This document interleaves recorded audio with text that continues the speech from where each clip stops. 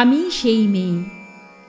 বাসে, ট্রেনে, ট্রামে, রাস্তায় আপনি যাকে রোজ দেখেন, যার শাড়ি, কপালের টিপ, কানের দুল আর পায়ের গোড়ালি আপনি রোজ দেখেন, আর আরও অনেক কিছু দেখতে পাবার স্বপ্ন দেখেন।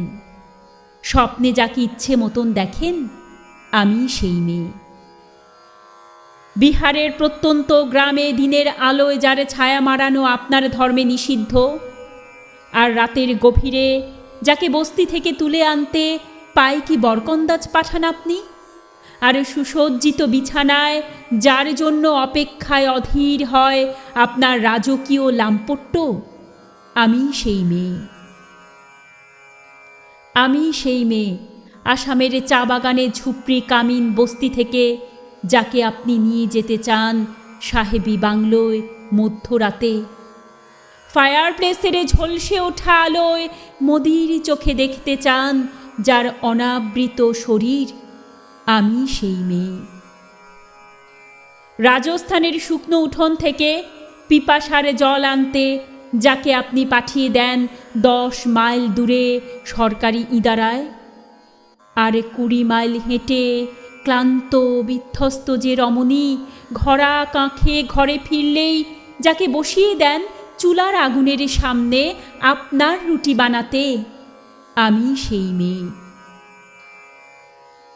আমি সেই মেয়ে যাকে নিয়ে আপনি মগ্ন হতে চান গঙ্গার ধারে, কিংবা ভিক্টোরিয়ার সবুজে, কিংবা সিনেমা হলের নীল অন্ধকারে, যার চোখে আপনি এঁকে দিতে চান ঝুটা স্বপ্নের কাজল, আর ফুরিয়ে যাওয়া সিগারেটের প্যাকেটের মতো যাকে পথের পাশে ছুঁড়ে ফেলে আপনার ফুল সাজানো গাড়ি শুভ বিবাহ সুসম্পন্ন করতে ছুটে যায় শহরের পথে। কোণে দেখা আলোর কথুলিতে একা দাঁড়িয়ে থাকা আমি সেই মেয়ে। আমি সেই মেয়ে, এমনকি দেবতারাও যাকে ক্ষমা করেন না।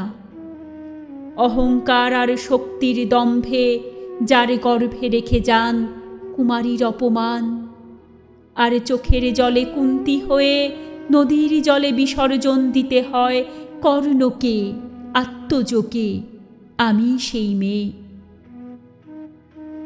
সংসারের অসময়ে আমি ভরসা।